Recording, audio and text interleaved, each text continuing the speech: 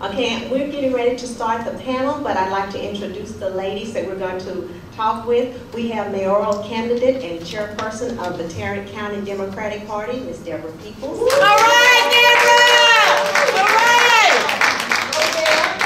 We have Judge Lisa Woodard of Precinct 8 in Tarrant County. All right,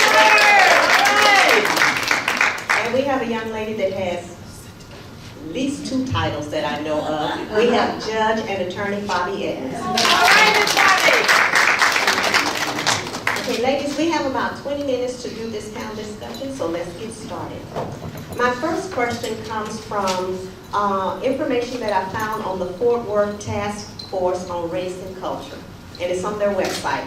It states that a survey found that only 59% of African Americans and only 64% of Hispanics in Fort Worth are satisfied with the overall quality of local police protection compared to 75% of the whites. Why do you think this is, and what do you think can be done to bring the percentages up in all aspects? 5 is still not a good number. You want me to start first? Yes, ma'am, I would like you to start first. So I would tell you, I think the first thing is we don't have enough policemen and women who look like us. It's a cultural thing too. When we have policemen who live in our neighborhoods, who grew up in our neighborhoods, who understand when 5 or 6 young men are standing on the corner, that doesn't mean they're getting ready to go rob somebody. That means they're just sitting there shooting the breeze, standing on the corner. I mean, there is a huge void in the city of Fort Worth Police Department about having people who absolutely understand the community, and more importantly, I think care about the community. Many Fort Worth policemen, while they're good people, they don't live in Fort Worth. They don't, they live in communities that may not be communities that have a lot of people of color. So I think one of the things that the race and task force culture talked about was this void in these departments, in the police department, where there were no black or brown people. And the way we start that is we need to hire more people who look like us, who come from our backgrounds, and start training them. Okay, first I don't think 59% of African Americans are happy with what's going on. So I don't know where they got those numbers from, but I think the first thing we need to do is educate our community because it's missing. We need to invite officers in the community to get more involved so they can understand what our culture is and where we come from. So I think the most important thing that we need to do in order to get those numbers up, we have got to educate the community, meaning educate the officers, because just like Deborah said, a lot of them don't live in the district, but we need to put them in the communities, because once we put them, I think they're called neighborhood patrol officers. Once we put those officers in the community, then they can better understand the community. We can educate them and they can educate us, and I think those numbers will go up a lot higher. Education is the key, but also we have to get down to the grassroots of using our energies and our expertise as lawyer, judge, or whatever profession you're in to educate the students in the schools. And once we do that, they can talk with their family, those that are not literate enough, those that they can encourage to be the voices for them and to speak up, to let them attend the city council meetings, learn about what the government is about. And once they do that, then they may not be as afraid of police officers, but also we need to encourage them to become actively involved in seeking positions to help make those changes within our community. And our elderly that are maybe afraid to speak out, we need to encourage them that their voice and their vote help to change things, and those numbers will go up as we grasp and unify everybody with the powers that we have to encourage them to go and be a part of any survey that is being done, so that those numbers can come up. And then the other thing, who did they actually talk to? Who was open enough to talk with them without a fear of retaliation if they really told the truth? So we need to have them to feel comfortable about telling the truth. That is what a real conversation is about. And we can get numbers up, we can make changes downtown, and we can make changes with the laws inside the courtroom and in Austin. Thank you. And I just want to add this. And I do think we need to educate our children, but we need to educate the police department. I go to all these forums and people say, we need to teach our children how to act when the police stop them. No, we need to do that, but we also need to teach the police how to act when they stop our children. And so, I think, one of the things, and I tell everybody, and I'll make this short, I started to work for the city of Fort Worth in 1975, and I was a community affairs aide, and we did EEO training. The same things we were talking about in 1975, Kalika, Madam President, about teaching people about understanding different cultures, we're still fighting with that now. We gotta fix this and fix it now. This has been an ongoing problem that when people see our community, they see us as lazy and shiftless and criminals, and we gotta change that perception. And I would like to say some of the things you can't learn in a book. You get from me, you gotta talk, and it is a serious problem with the crossing the cultural lines. And so the Caucasians need to really understand how the black community works. They need to be able to be open, and when the officers see a group of our young men and young ladies walking together, they are not a gang. They have to get that implicit racism out of their minds, and those are things that we were born with. We have to kind of change that within them. That's why we need diversity across the board, and within the police department. They can't have somebody teaching diversity and they are not of color. I'm just telling you, they don't know the psychology of it, and that's where they're giving a lot of these big contracts for people to do studies to come back on diversity, and not having a person of color in the mix in helping to give the inside of how the African American race and their families think when it comes to police officers in general. So they need to learn that, but we need to be an intricate part of it. Maybe start that, where if anybody, they need to come to a community board and then let them be challenged, each of those. And they will learn how we think, and we're just people wanting the best protection possible like everybody else. And they need to understand it. We may go at it in a different way. So, not to be arrested, but to be listened to. So what you're saying is basically treat everybody the way you want to be treated. Yes. That's basically what I tell my students. And one thing that you were saying about living in the community, I go back to some television show that was on a couple of years ago where they would pay for the housing. We could get the housing at a different rate if you stayed in the neighborhood. You got a better house, they can fix it up at a different mortgage rate. So that might be something. Another question, I'm going to start with the judge this time. What visionary woman first sparked your interest in working for the good of the community? And what did she do that made you think, I'd like to do that? Oh, that's interesting.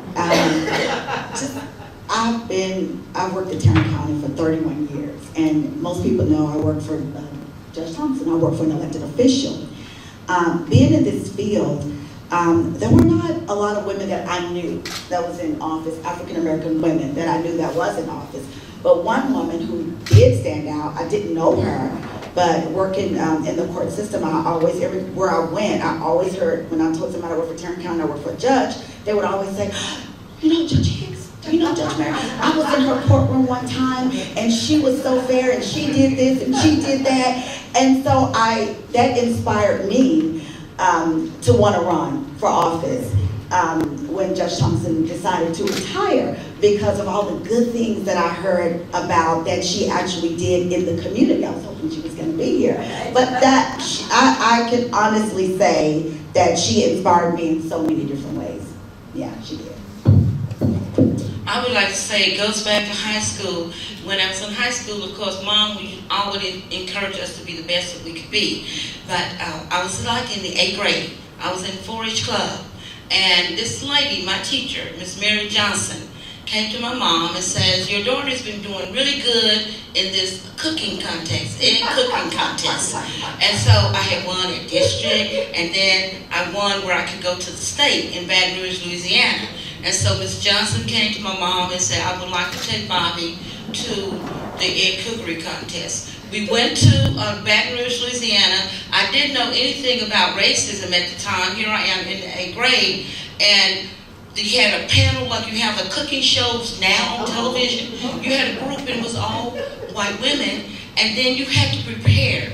You had to tell them what you were doing and why you were mixing your eggs this way. I did a rice custard pudding. It was the best.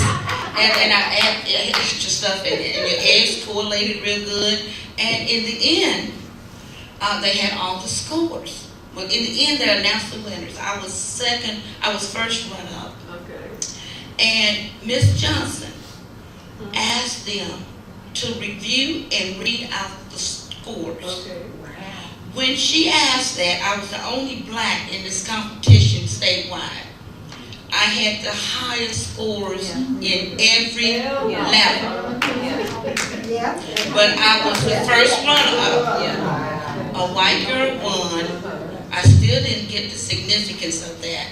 A trip to Washington, D.C., this big trophy for about 6 feet tall, and you got money. And you got a week in Washington, D.C. And so, as we were leaving, so Miss Johnson challenged it. It didn't change anything. I left happy with first run-up. And as we were going home, she said, one day you will understand why I spoke up for you. You will see, you had the highest scores across the board. You still didn't get first. She said, never give up. And then I thought about that as I was going through high school and competing. And then I started reading. I remember my civics teacher who was white, when we would get to the black section of the history books, he said, skip on over that. I wanted to read it, but he wouldn't let us read it in class. So I took it upon myself to read about black people, powerful black people. And then when I got to high school, I kept remembering that. I read about discrimination, and I realized that was a form of discrimination. And then I still hadn't decided to be a lawyer or anything. I just knew I wanted to go to high school, finish, go to college, and then go beyond. And it was only in college when I still remember what Ms. Johnson would tell me, you're going to remember this. And then I decided to start advocating for consumer rights. Like good product, reading the labels, make sure the product is good in that. And then that's when I decided to go to law school, and I did, became a lawyer. And then when I came to Texas, I heard about Judge Hicks. I said, I want to be like that woman. And so, Judge Hicks, but you know, it started with my teacher, my mother, and so that's my story. Well, I can't wait to tell her all this good stuff, because before she was Judge Hicks, she was Mary Ellen, and Mary Ellen, and my mother used to say, I name you Mary Ellen, not Judge. So, but there are these extraordinary young women on the panel, and so I'm the oldie up here, and so I went to segregated schools, and I lived in a segregated community by and large. And so I didn't realize this until last Saturday. My niece was talking. My mother had a wide circle of friends. There were black principals, there were black teachers, there were black doctors, but there were also all these great community people. And one of my mother's best friends was named Gola Sherwood. And Miss Sherwood belonged to the NAACP. She belonged to every social, civic, and art club. She did all this stuff. And she would pop you if you didn't say yes sir, yes ma'am, if you didn't show good manners, if you didn't sit with your legs crossed at the ankles. I mean, Miss Sherwood was my mother's best friend, and she taught us so much. She also used to knit, and so my crochet, and my children now still have house shoes from Miss Sherwood. It was not until Miss Sherwood, I knew, but I didn't realize my kids didn't know. It was not until Miss Sherwood died that they saw the program. Miss Sherwood was a domestic. She cleaned houses every day, but it did nothing to detract from her value as a mentor and her value as a leader and a teacher in the community that I grew up in. So when you ask me that, I mean, I know that there were many great people, I'm talking about great teachers and all that, but the person who had the most impact, I believe, on my life, because she showed me that it doesn't matter what title you have, it's what you do in life that makes you effective, was Ms. Goldsher. I knew Bobby and I had something in common. I was in 4-H. And I did win national. But I got everything except Gold Star Girl. I never got Gold Star. And as I look back on it now, I'm kind of glad I didn't, because you got your picture in the courthouse. So And I got sewing too. I wanted sewing, cooking, drawing, all those things. I think what they're saying is that we can all be mentors to somebody. Because I look back on my life and I think about people, and I think mine was sometimes a little bit just the opposite. Because the only year I did go to Longview High, I had this one teacher who was going to teach us this one little 6 weeks in Black history, because the other teacher had left, and she was honest. She said, I don't know. We're going to learn together. And so she would always tell us, or she would always go with us. So she kind of stuck in my mind, and after she died, I found out her dad was the president of Texas Tech University, but she never mentioned it. She never mentioned it. And our last question is, y'all been doing this for a while. How are you preparing the next generation of visionary women to keep the torch lit and continue the work that needs to be done? And I'll start with the judge. Ooh, okay. What is that? How are you preparing the next generation of visionary women to keep the torch lit and continue the work that needs to be done? I think the most important thing that we need to do to keep the torch and prepare these young women is, as a little older women, we need to learn how to stick together as Black women. Somewhere along the way, we have lost that. We are just mean, and we have this clique, we have this clique, and we have this clique. But y'all know what? A wise woman told me, it was Geraldine Davis. She said, and I really had to kind of think about it for a minute, but she said the strongest people are the white man and the Black woman. And I thought, ooh. And then when I really thought about that, I said, oh my gosh, that is powerful. Do we really realize the power that we have if we all stuck together? We could change a city. We could change the world. But the problem is, we don't do that. Instead of tearing each other down, we have got to start building each other up. And we are losing races. We are losing things just because of that. We vote more than anybody. We outvote the men. We outvote listen, Brenda said that we're all activists. We are. We're all activists. When my children would have an issue at the school, Daddy would try to show them how to fight, having problems with bullies. I went to the school, I needed the teacher, I needed the child, I needed the parent, because we needed to put a stop to it right then. And that's who we are. And we have got to learn what we can do if we all just stuck together. So to me, that would be my visionary for passing the torch and having every Black woman, female, girl to understand that we are better and we are bigger when we all stick together.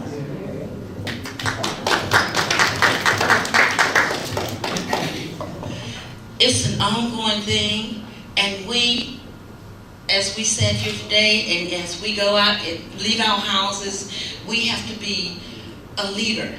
We're a leader within the household, we're a leader in the church, we're a leader in the community, and we have to show it. You don't have to talk about it. You can recognize a leader if they walk into the room. And so our young people and our young women, we have to teach them to believe in themselves, be self-confident, be motivated. Don't give up when you have the first little obstacle in the way. Be strong. And like our ancestors, like our mothers were, people fought for the right to vote. They didn't give up. They fought to read. They didn't give up. And so we have to continuously tell our beautiful young women The beauty starts from the heart and radiate outward. That's why it doesn't matter of your physique, because God created each of us with an image to empower and encourage others and to lift. So I'm doing that every day. I do that to young women. You'll be surprised of the girls if we just go and shake their hand, give them a hug. They'll be so proud. And then you tell them that education is the key. Love and family, community, and giving back.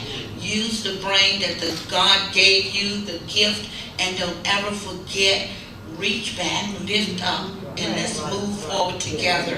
And I have to keep encouraging our young lawyers who can make the changes, who will be the judges of the future, the Supreme Court justice, the district court judges, the family court judges, the JP judges, those people that decide your life when you are in their court.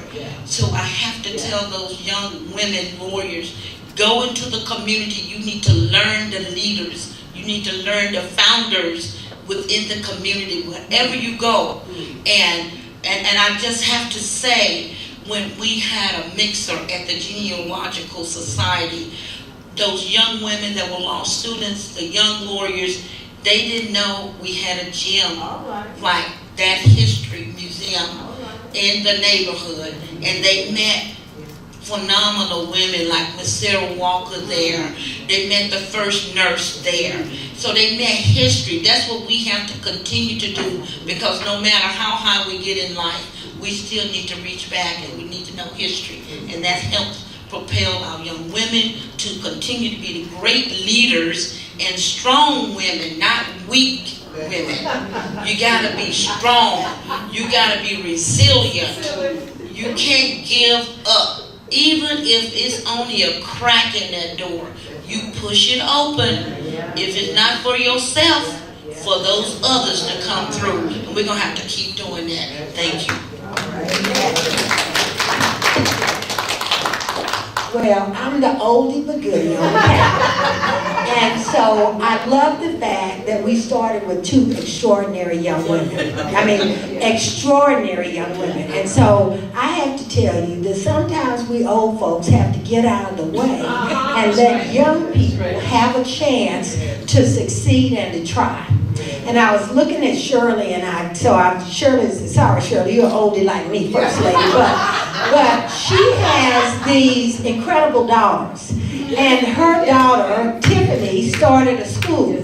And so I have to remember, when I see Tiff, I've known her since she was this little, but she is smart as a whip. She went to FAMU, she came back and started a school. And so I have to turn to her and say, as an educator, what do you think?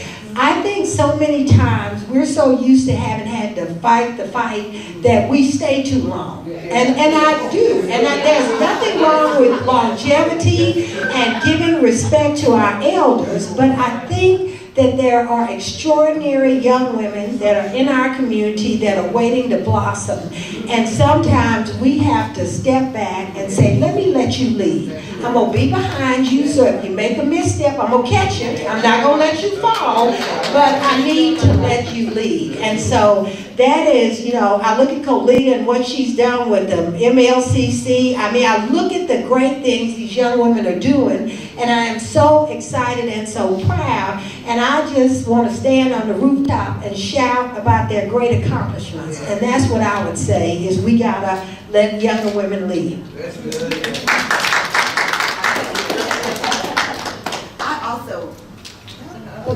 There it is. I want to recognize the members of the H.T. Mitchell Ayers group who are here to support me. And when I got the email about that yesterday, I was just in overflow, because it kind of goes back to what I was talking about, empowering each other and sticking together.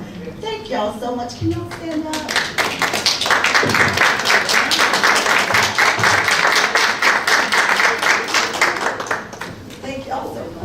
Thank you, ladies, and I think it is important, and one thing that Ms. People said that I've always thought was true too, sometimes we have to step back. Yeah. Because Even when I was teaching Sunday school, I think I taught it for like 15 or 20 years, and I told them, I said, I'm gonna resign. And they were like, why? I said, I don't know what the children need. This is a whole different generation of children. I said, I'm teaching children's children now. So we need to find somebody younger. I wrote the little letter to the minister and to the superintendent of Sunday school, and on that Sunday, they said, your class is waiting. You get my letter? I don't mind, I don't mind helping. But I think that we all have learned something from the ladies. And ladies, I know that the audience would love to hear more from you, but I know that our time is getting near. So if you will stay for the reception, then you'll have time to talk to them one-on-one. Thank you, Judge Woodard.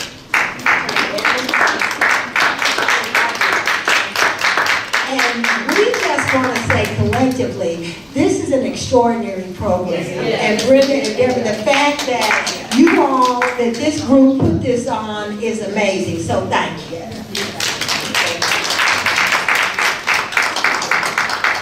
I'd like to say again, thank you to our moderator, Marissa Jones, and also to Deborah Peoples, to the Honorable Judge Lisa Woodard, and to the Honorable Judge and Attorney Bobby Edwards. Thank you so much.